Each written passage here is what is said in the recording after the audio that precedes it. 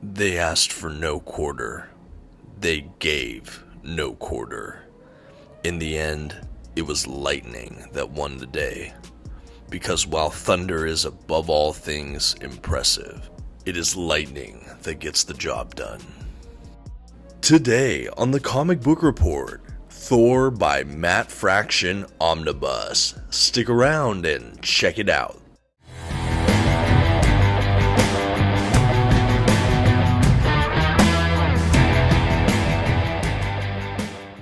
Greetings everyone, my name is Dominic and today you're tuning in to the Comic Book Report, where we review comic books and graphic novels so you can get an idea of what to read.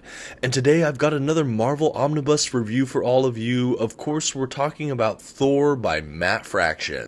And while I can't wait to dive into the review, I do want to say a special thank you to our channel sponsor, OrganicPriceBooks.com. If you're looking to pick up your own comic book collected editions, I highly encourage you to check out their website. You can find a link in the description on this video, and if you find something you like, you can even use my discount code at checkout, TheComicBookReport, to save $2 off of your order. Please note, if you use my affiliate link or code to make a purchase, I will earn a small commission, but it's a fantastic way to support this channel. Thank you so much for considering. Now let's get started with today's Thor review. First, some quick facts about today's collection. The issues in this volume were written primarily by Matt Fraction and illustrated primarily by Olivier Coipel, Pasquale Ferry, Stuart Immonen, Pepe Larraz, and more. The comics in this volume were first published by Marvel Comics beginning in 2008. The volume itself collects Thor, Ages of Thunder, Thor, Reign of Blood, Thor, Man of War, Secret Invasion Thor, issues 1 through 3, Thor God-Size Special, Free Comic Book Day 2010, Iron Man Thor, Thor the 2007 series, issues 615 through 621 and 620.1, Mighty Thor the 2011 series, issues 1 through 22, 12.1, and Annual Issue 1. Fear Itself, issues 1 through 7 and 7.2, Thor, and Journey into Mystery, the 2011 series, issues 642 through 644. And finally, this omnibus is an oversized hardcover edition with glossy print paper stock and comes in at 1,352 pages. At this time, I'd like to issue a general spoiler warning. I will be flipping through the contents of today's collection and commenting on plot points throughout. You've been advised. Okay, and here's our first proper look at today's omnibus. I do have the standard edition cover, which is that nice kind of purple background with Odin and of course Thor up front. Really like the design work of this. It is the cover for one of the issues in the collection. No real complaints from me. I will go ahead and throw up a thumbnail of the direct market cover you can get for this omnibus. I think it's also a very striking image. Really hard to beat these covers. Really good stuff here. As far as the spine goes, I absolutely love the dust jacket spine here. I think it looks really sleek, the nice font, bold Thor. Really, really cool. We got a list of the creators as well. Really nice here. I definitely dig it. This was a really fun dust jacket that overall I had no real complaints on, other than the fact that they might have had a typo in Coipel's first name on the front cover and spine, but maybe check that out for yourselves. On the back cover, I think we have some great art from Thor here. Really kind of got me excited for this volume. I usually really enjoy the dust jackets we get from Marvel, and this is really no exception. A really well-made little book here. I say little book kind of cheekily because let's face it, this omnibus is massive. Coming in at almost 1,400 pages, it is a big book. And right now I'm going to go ahead and do a better look at that dust jacket one final time. I'm going to show you the interior flaps, kind of spread it all out so you can see again what that standard edition dust jacket looks like. After that, I will go ahead and transition so you can see the under the dust jacket artwork for this omnibus. I am happy to say that the under the dust jacket artwork for this collection is also pretty stellar. We have a nice wraparound image print from the book, and I really like it. I I love seeing all the different characters kind of blown up at this size, and again, the wraparound feature is just a really nice touch for a book like this. I've seen it with a lot of omnibuses recently from Marvel that I've gotten in my collection, but I just don't get sick of it. Really, really well done here. I think Marvel made an excellent choice for the Under the Dust Jacket art. One final look at that spread wraparound image, and then I'm going to go ahead and get ready to transition to a note on the binding. Now, I think that this binding is a glued binding. There might also be some sewing here. It's a little hard for me to tell, but I definitely do see a bit of glue in the spine.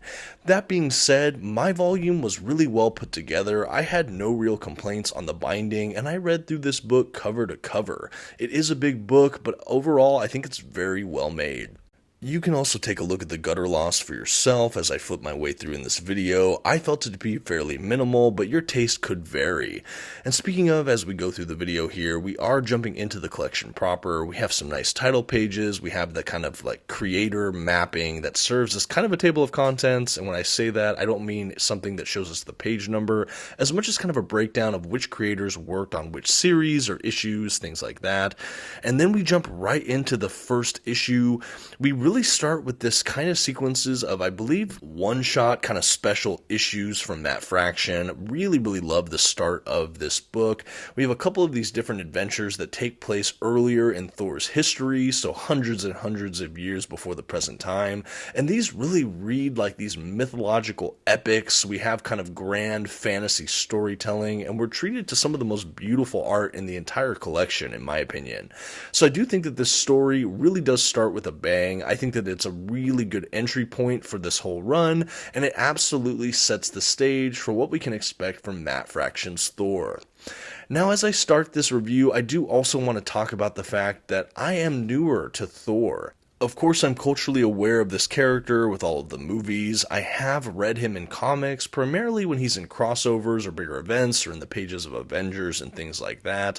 But I have read a little bit of Thor for myself, mostly the Simonson run. I've read like the first maybe quarter of it, so not a ton, but enough to really get a feel for it. I thoroughly enjoyed it. I read part of an Epic collection once, but frankly, I've just never really gelled with the character. I think that the old school sort of dialogue really threw me off when I tried to get initially connected with the character, but again, I was ready to give him a new try. I was ready to really read a more modern Thor run. I had not really had much experience with Thor beyond around when Simonson wrote, and again, I did like what I read of Simonson's. I'm hoping to read the whole run maybe this next year if I can get a copy of that reprinted omnibus.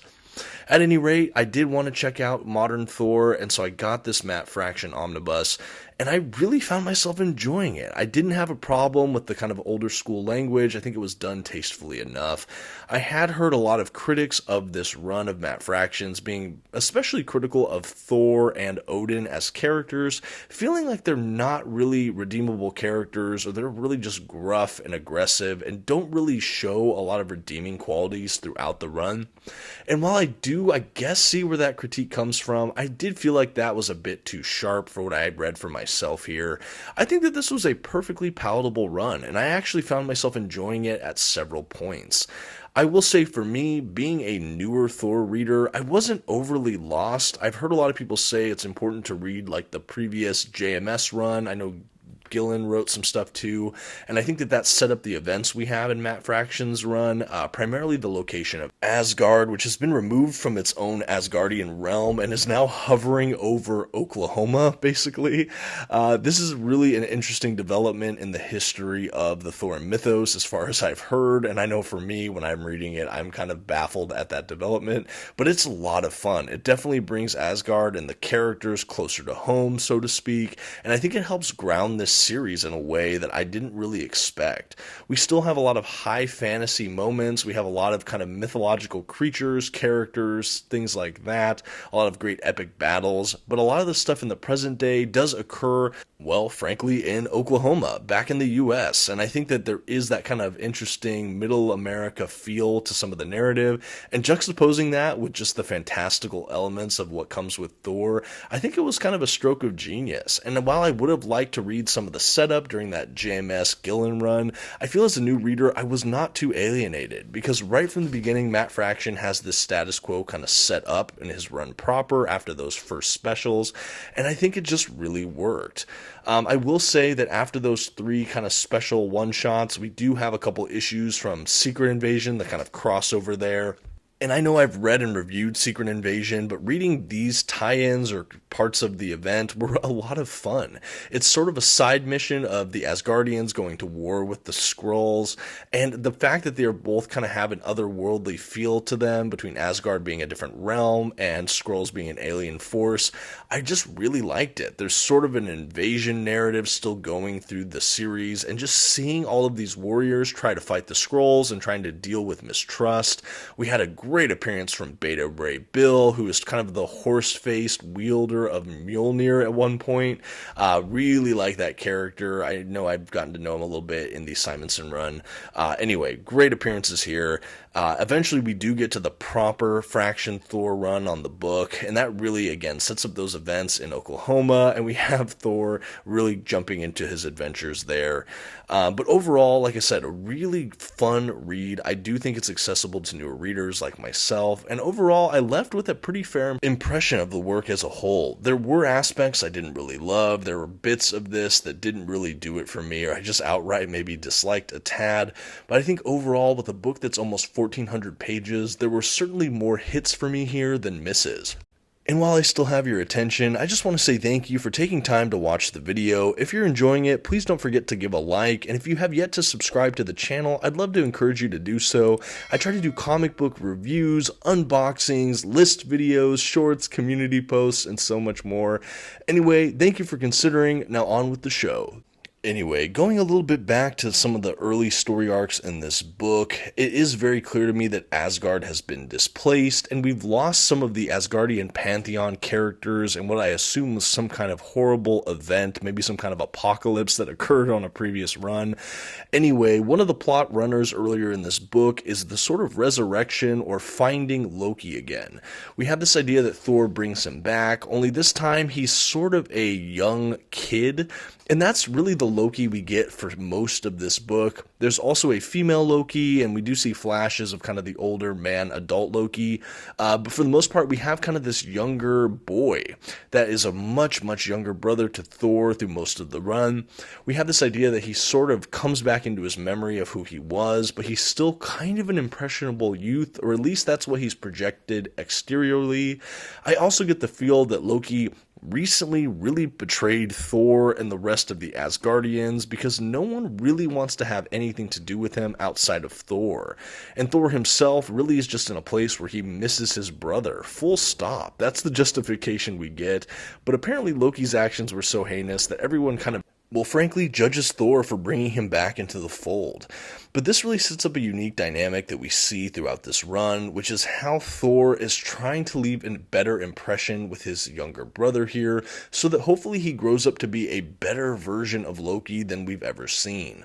Now, of course, Loki is a trickster, and the whole time you're sort of wondering, is he playing a long con here? Do we trust him? Is he really this kind of doe-eyed boy who just wants the admiration or respect or place of belonging with his brother? Or is he really up to no good no matter what size he's packaged in? That's really a question that we keep guessing on throughout Matt Fraction's run, and I think overall that was written really well. Throughout this very long book, there are a lot of major plots where you're asking those questions about Thor and Loki, and there's a fair amount of just kind of minor subplots where you kind of forget about it as it kind of fades to the background and more pressing matters take front burner. I think we also have appearances of Donald Blake, who has some very special ties to Thor. I know when this character was first introduced for Marvel, we had Donald Blake kind of strike his staff and it became Mjolnir and he became Thor, kind of made manifest. But the relationship between these two was always kind of interesting. Like, was this his alter ego? Was he more of a vessel for Thor that kind of ushered him into this world? I think that that's been tackled in really different ways throughout the decades. Though again, I haven't explored this really deeply myself as I am newer to it. But I will say that their relationship has never been more vexing to me than what I saw in Matt Fraction's run. Primarily because they are just two separate entities, and there seems to be some memory or crossover between the both of of them. I'm not sure if Donald Blake was given more of agency recently or what exactly happened here, but we do cut to him a few times throughout this run. And he's out and about doing doctor things. There is a point where he gets kind of disgruntled and he kind of gives himself over to the Enchantress and it ends up being a really horrible idea. Anyway, that's another character here that's really interesting to me. We also have the Warriors 3 and some of the main kind of confidants of Thor. Throughout a lot of this book too, he is romantically involved with Lady Sif, which was also a fun character throughout this. Just seeing her loyalty and seeing how she in some ways got in the middle between him and Loki, or kind of just asked the hard questions. I think Sif and the rest of these supporting characters did a fantastic job to really push the plotline forward. I think, again, a lot of the characters absolutely shined throughout this book for me, and it was really easy to attach to a lot of them.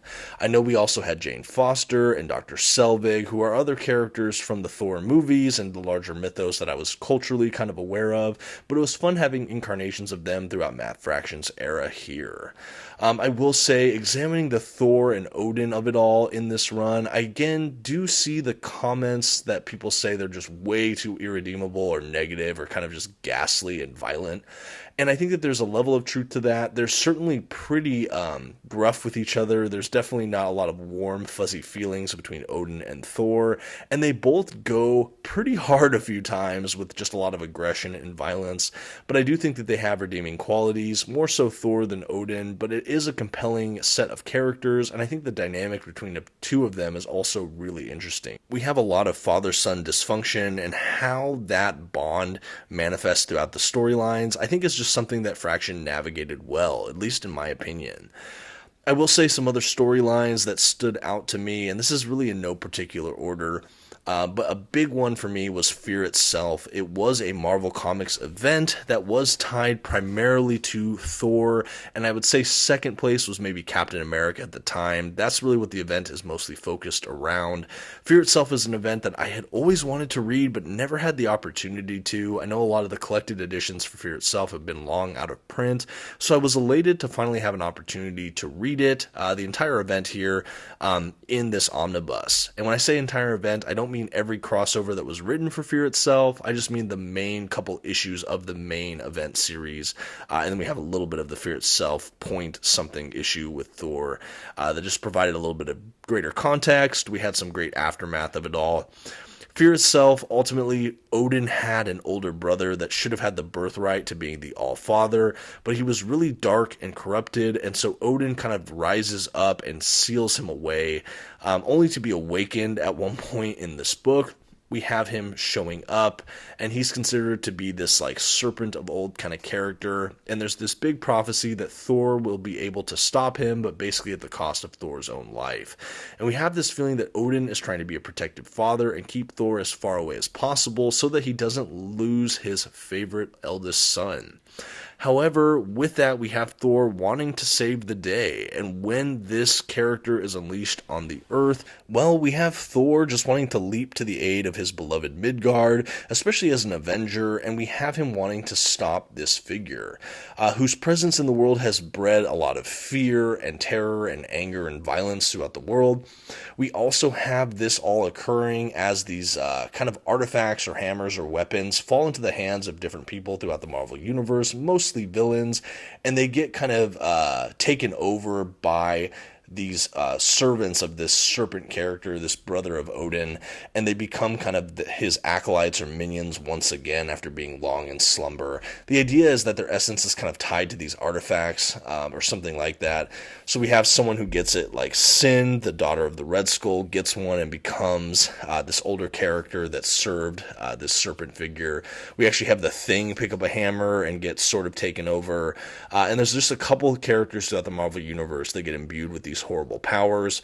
And so we have the Avengers and a lot of the other Marvel heroes teaming up to try to take down these different weapon wielders and ultimately trying to stop this serpent. But ultimately, the lot does fall to Thor, and he basically has this prophecy come true. We have Thor effectively dying along with another big Marvel mainstay at the time, at least by appearances, and that is Bucky Barnes, the Winter Soldier. Neither of these are really permanent, so I do grapple with the ultimate gravity of this event, but I actually think the event itself was pretty well written. It was wrapped up really nicely, and we also had basically the forces of right vanquish this fear creature in the kind of Norse pantheon here, or what have you, and it was just a really fun time, and I think that it really echoed and gave some fun aftermath issues in this omnibus. One of the next story arcs that we had after Fear itself, with Thor gone, we had this sequence of events where basically everyone remembers this other character effectively being who Thor was. I think they called him Tyrannus or something. But basically everyone's memory was altered, so everyone remembers this guy as the son of Odin instead of Thor. No one knows who Thor is, no one knows that name, but Loki basically figures it out and realizes that his memories have been altered, or something is horribly wrong, and we have Thor in this kind of weird afterlife, purgatory, horrible area, also not really knowing how he got there, knowing much about himself or how to return.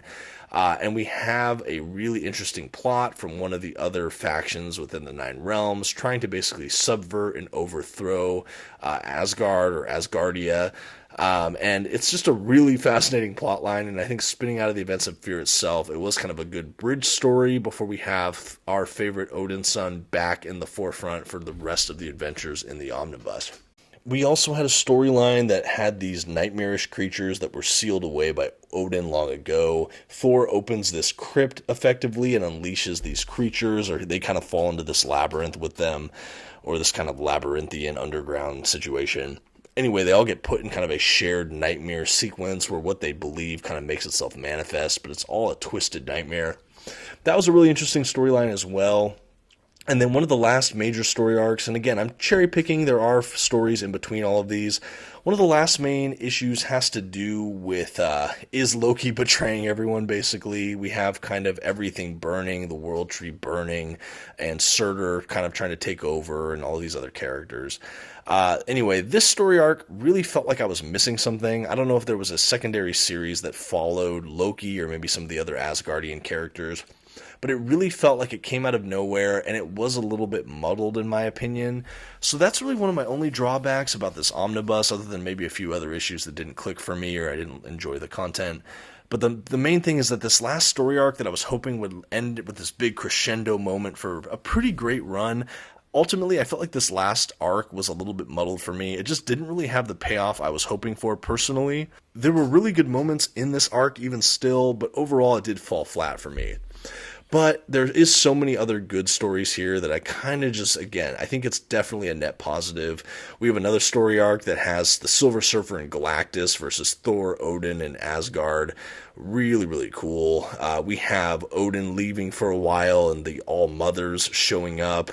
A really good shift in the kind of Asgardian government, culture, everything like that. Anyway, a lot of fun shakeups here. I think, again, the characters were all very strong, and even the storylines that didn't hit for me, there were still so many that did. An almost 1,400 page book, and I feel like there was so many just fun story bits throughout it. I do think that we have some good build-up. There are some bigger story arcs here, but we also just have a great collection of stories. This was a pretty breezy read as well. You know, it's a modern omnibus, so it's not bogged down by too much dialogue. There is a lot of great art focus throughout this. And I will go ahead and shift over to the art for a minute. I know I mentioned it earlier, but my favorite art in the collection is actually the stories that begin it, the kind of Ages of Thunder and those other little kind of one-shots. The art is just so luscious and beautiful, and we do have some great art throughout it, but some styles are a little more cartoony or animated. Some felt like that kind of standard, like polished, modern comic books from the big two kind of vibe.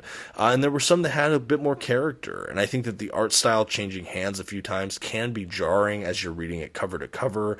I think overall it worked, and there were so many storylines and so many different feels to some of the storylines that when you do change artists a few times, I kind of just went with the flow. I don't feel like they had one master narrative that was being served and the art changed so dramatically that it pulled me out of it. I felt like, okay, this artist is on this story arc or two, and then we switched to another for another big story arc. So I felt like it was at least contained within the stories for the most part, so I never felt super pulled out of it. I do like that we got so much variety in art throughout it. I think being a more fantasy-heavy superhero series, it was fun seeing all of these different artists adapt these different kind of mythological characters, places, events, kind of races of characters, different mythological kind of creatures. Just a really good kind of eye-popping book as far as the art's concerned. That was definitely one of the higher points of this omnibus for me. And I think in general, just seeing how Thor really straddles the line between a superhero genre and a fantasy genre. I think that that is a really fun element to this book that I really didn't give enough credit before I got kind of into more modern Thor like this, was how much fun I enjoyed with that genre change. Focusing more on fantasy and kind of world building elements, these different kind of creatures and races and kind of sword and mysticism. I think if I could distill it down, effectively what I'm saying is this was a very fun sandbox to play in. And I really am happy I gave a more modern Thor run a shot here. I still really liked it, and I think that it deserves more credit than I feel like it gets reading a lot of reviews online.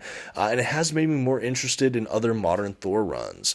I know everyone has been pretty unanimously and resoundingly positive of Jason Aaron's run on Thor. I actually went ahead and picked up the first volume of that omnibus this month at the time of the recording, and I started that for myself, and I get why people love that as well. It's a really, really great read, and hopefully I can review that run sometime in the future on this channel for those interested. Again, let me know in the comments if you'd like to see reviews on other Thor runs in the future. At any rate, this was, again, a positive experience for me overall. I had fun with it. At the back of the omnibus, which you just saw, we also had a healthy amount of extras between a cover art gallery, variant covers, production images, behind the scenes kind of art, different things like that. A really good extras section, which is frankly always a positive. At any rate, that brings us to the end of this omnibus, and all that's left to do now is to give Matt Fraction's Thor a grade. For a massive run of fantasy superhero storytelling with gorgeous artwork, a ton of great supporting characters, and overall a lot of great action, The Comic Book Report has to give Thor by Matt Fraction Omnibus a B. This is certainly an above average collection for me that I had a blast reading cover to cover. No, I didn't agree with everything here. No, I didn't love every single story arc I saw, but there were so many that were absolutely entertaining to read. Some I'll certainly remember for a good deal longer after this is all done, and I really enjoyed the inclusion of the event Fear itself. This was a great way to start Thor for me as a newer kind of prospective Thor reader. Even though there were a couple plot elements I had to brush up on that I may have missed, I thought it was purely accessible and a good time. But let me know what you think of Matt Fraction's Thor, or if you have other great Thor comic recommendations in the comments. And until next time, this has been the Comic Book Report. Thank you so much for watching. Please don't forget to give this video a like and maybe share it with a friend. Until next time, have a good one.